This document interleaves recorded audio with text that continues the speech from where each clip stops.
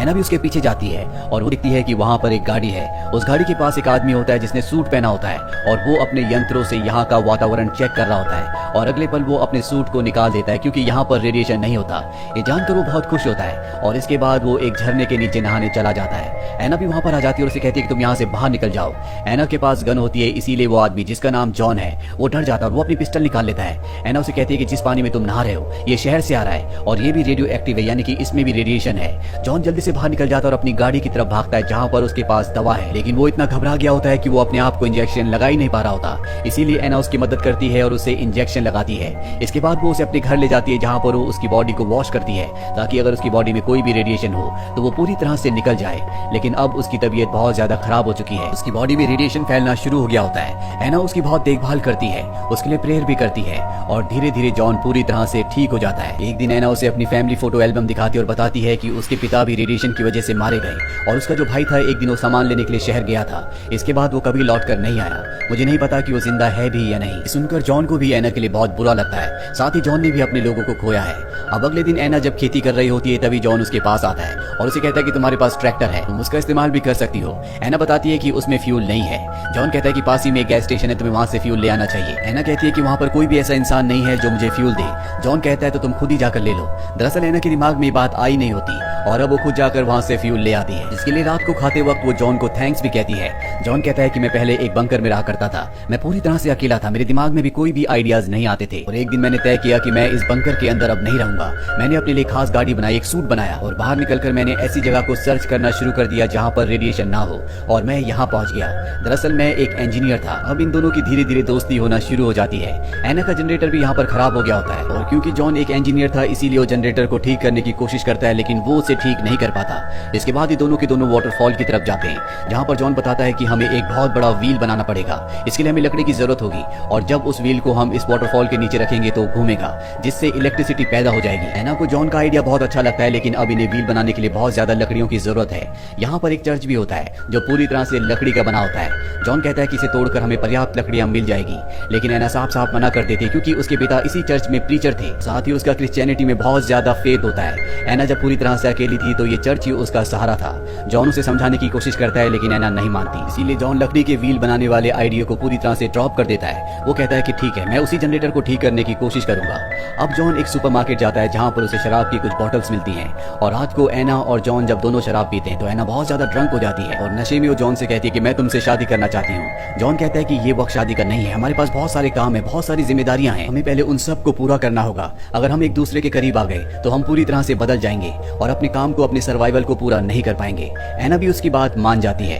अगले दिन एना के डॉग को दिखाया जाता है जो एक तरफ भागना शुरू कर देता है। एना भी उसके पीछे जाती है और वो देखती है कि उसका डॉग एक आदमी के पास रुक गया। इस आदमी का नाम कैलिब होता है। वो एना से कहता है कि मुझे पीने के लिए पानी चाहिए, इसीलिए एना कैलिब को अपने घर ले आती है। जॉन जब उसे देखता है तो उस पर गन तान देता है। एना कहती है कि हमसे कुछ नहीं चाहता, इसे सिर्फ पीने के लिए पानी चाहिए। इसके बाद कैलिब को पीने के लिए पानी देते हैं। कैलिब ने बताता है कि मैं अपने कुछ साथियों के साथ पास ही की गुफा में छुपा हुआ था, लेकिन रेडिएशन वहां पर भी फैल गया जिस वजह से मेरे सभी साथी मारे गए। मैं अपनी जान बचाकर यहाँ पर भाग आया, क्या मैं कुछ दिनों के लिए यहाँ पर रह सकता हूँ? जॉन कहता है कि तुम रह तो सकते हो लेकिन तुम्हें घर के बाहर रहना होगा, लेकिन एना के कहने पर उसे घर के अंदर रहने की इजाजत मिल जाती है। और जब इस सब के सब खाना खा रहे होते हैं तभी वो जॉन से पूछता है कि तुम यहाँ पर कैसे आए? जॉन बताता है कि मैं ऐसी जगह की तलाश करने की कोशिश कर रहा था जहाँ पर रेडिएशन ना हो, तभी मैंने देखा कि एक लड़का मेरा खाना चुराने की कोशिश कर रहा है। जब मैं उसके पास गया तो मैंने देखा कि उसकी हालत बहुत ज्यादा खराब है, जिसके बाद मैं उसे वहीं छोड़कर इस जगह पर आ गया। एना केबिल को उसका कमरा दिखाती है जो देखकर जॉन को बिल्कुल भी अच्छा नहीं लगता। जॉन उससे कहता है कि तुम्हें उसके साथ इतना क्लोज होने की जरूरत नहीं है, तुम्हें नहीं पता कि वो कौन है और किस मकसद से यहाँ पर आया है। एना कहती है कि तुम मुझ पर शक कर रहे हो, ना ही तुमने कभी मुझे उस लड़के के बारे में बताया जो तुम्हें यहाँ आने से पहले मिला था, जो रेडिएशन से इफेक्टेड था। जॉन कहता है कि तुम सच नहीं सुन पाती। एना कहती है कि रेडिएशन में मेरे पिता इस दुनिया से चले गए, मेरा भाई भी खो गया, मैंने बहुत कुछ सहा है, इसीलिए मेरे अंदर बहुत ज्यादा शक्ति आ चुकी है, मैं किसी भी चीज का सामना कर सकती हूँ। जॉन उसे बताता है कि जो लड़का मुझे मिला था, जिसने मेरा खाना चुराने की कोशिश की थी, वो बहुत ज्यादा बीमार था। वो मुझसे भीख मांग रहा था कि तुम मुझे मार दो, इसीलिए मुझे उसे शूट करके मारना पड़ा और वो और कोई नहीं बल्कि तुम्हारा भाई था जिसकी फोटो तुमने मुझे दिखाई थी। ये सुनकर एना को बहुत दुख होता है। जॉन उससे माफी मांगता है, अभी सिचुएशन को समझकर उसे माफ कर देती है। अगले दिन जॉन और कैलिब शिकार करने जाते हैं जहाँ पर वो ऑर्चिड को मारकर लेकर आते हैं। रात को जब डिनर कर रहे होते हैं तो जॉन कहता है कि हमें व्हील बनाना चाहिए ताकि यहाँ पर इलेक्ट्रिसिटी दोबारा आ सके।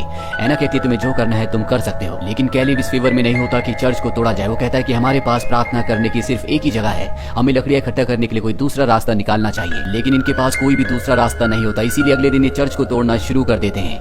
यहाँ पर एना और कैलिब की केमिस्ट्री एक दूसरे के साथ बहुत अच्छी होती है। ये दोनों एक दूसरे की कंपनी को बहुत एंजॉय करते हैं और जब जॉन ने देखता है तो उसके दिल में जेलसी पैदा होना शुरू हो जाती है। कैलिब और एना को एक साथ देखकर वो बिल्कुल भी खुश नहीं होता। रात को जब एना जॉन के पास आती है तो उससे कहता है कि तुम चाहे जिस मर्जी के साथ रह सकती हो, ये तुम्हारी जिंदगी है। ये सुनकर उसे बिल्कुल अच्छा नहीं लगता।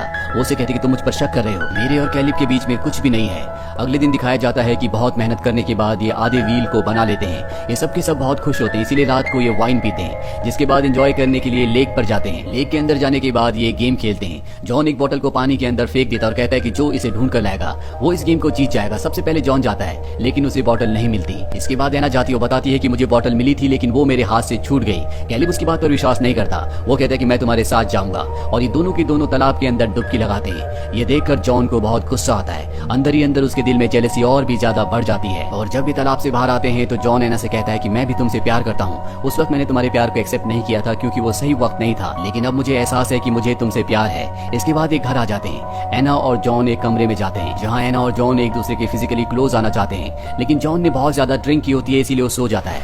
एना उसे उठाने की कोशिश करती है लेकिन उसकी आंख नहीं खुलती। जिसके बाद एना कैलिब के कमरे में जाते हैं। वैसे भी इन दोनों की केमिस्ट्री बहुत अच्छी होती है और आज की रात को ये दोनों फिजिकली एक दूसरे के बहुत ज्यादा क्लोज हो जाते हैं। अगली सुबह एना जब ब्रेकफास्ट के लिए बैठी होती है तो वहाँ पर कैलिब आता है और जिस तरह से वो एना को टच कर रहा होता है, जॉन को देखकर शक हो जाता है कि इन दोनों के बीच में कुछ न कुछ गड़बड़ है। कुछ न कुछ तो ऐसा हुआ है जिस वजह से इन दोनों के जेस्चर्स बदल चुके हैं, लेकिन फिलहाल वो इन दोनों को कुछ भी नहीं बोलता। और अब ये व्हील को बनाने के फाइनल काम को लगभग पूरा कर चुके हैं। और जब ये दोनों वापस आ रहे होते हैं तो जॉन कैलिब से कहता है कि तुम्हारा यहाँ आने के लिए शुक्रिया। तुम्हारे आने के बाद मेरे और एना के बीच में सारी दूरियां खत्म हो चुकी हैं। लेकिन कैलिब समझ जाता है कि वो झूठ कह रहा है। वो जॉन से कहता है कि तुम्हें झूठ बोलना नहीं आता, तुम तो ये चाहते थे कि मैं कभी यहाँ पर आता ही नहीं, लेकिन अब मैं यहाँ पर आ चुका हूँ। जॉन उसकी बात का कोई जवाब नहीं देता और उस जगह से चला जाता है। अब इनका व्हील पूरी तरह से तैयार हो चुका है और ये व्हील को झरने के नीचे लगा देते हैं, लेकिन अभी भी इन्हें व्हील की सेटिंग करनी होती है, इसीलिए कैलिब नीचे जाता है। लेकिन झरने में रेडिएशन है इसीलिए उसे सूट पहनकर जाना पड़ता है जो कि बहुत हैवी होता है। और जब वो काम पूरा करके रस्सी के सहारे ऊपर आ रहा होता है तभी स्लिपरी जगह होने की वजह से उसका पैर स्लिप हो जाता है। लेकिन जॉन रस्सी पकड़ लेता है, वो उसे ऊपर की तरफ खींचना शुरू कर देता है, लेकिन एक बार फिर से उसका पैर स्लिप होता है और इसके बाद वो जॉन की आंखों में देखता है। ये दोनों एक दूसरे को देख रहे होते हैं और यहाँ पर कैलिब को उसकी आंखों में नफरत और बदला दिखता है। जिसके बाद हमें दिखाया जाता है कि जॉन घर वापस आ गया, जहाँ पर एना उससे माफी मांगती है। वो कहती है कि रात को बहुत ज्यादा ड्रंक थी इसीलिए उससे गलती हो गई, लेकिन वो कैलिब से प्यार नहीं करती। जॉन कहता है कि कोई बात नहीं, वैसे भी कैलिब मेरा सूट लेकर यहाँ से निकल गया है क्योंकि वो दूसरे सर्वाइवर्स को ढूंढना चाहता है। लेकिन एना को उस पर शक होता है। वो कैलिब को देखने के लिए बाहर की तरफ भागती है, लेकिन कैलिब दूर दूर तक उसे कहीं भी नहीं दिखता और उसे शक हो जाता है कि हो ना हो जॉन ने उसे मार दिया है। इसी तरह से कुछ और दिन बीत जाते हैं और अब जो व्हील इन्होंने झरने के नीचे बनाया था उसकी वजह से इलेक्ट्रिसिटी भी इनके घर पर आ जाती है। लेकिन एना का दिल पूरी तरह से बदल चुका होता है। जब वो बार में जाती है तो देखती है कि चर्च का पियानो वहाँ पर होता है जो जॉन लेकर आया होता है। एना पियानो को बजाना शुरू कर देती है, जॉन भी वहाँ पर आ जाता है। एना जो धुन उसमें बजा रही होती है वो बहुत ही उदास होती है और तभी वो जॉन को देखती है और उसकी आंखों से साफ साफ पता चलता है कि उसे पूरी सच्चाई का पता चल चुका है। जॉन के दिल में जो उसके लिए प्यार था वो पूरी तरह से खत्म हो चुका है। जॉन वहीं बेंच पर बैठ जाता है। जॉन को समझ में आ चुका है कि वो जीत कर भी हार गया। हालांकि उसने अपने और एना के बीच से कैलिब को हमेशा के लिए हटा दिया, लेकिन इस जीत के साथ भी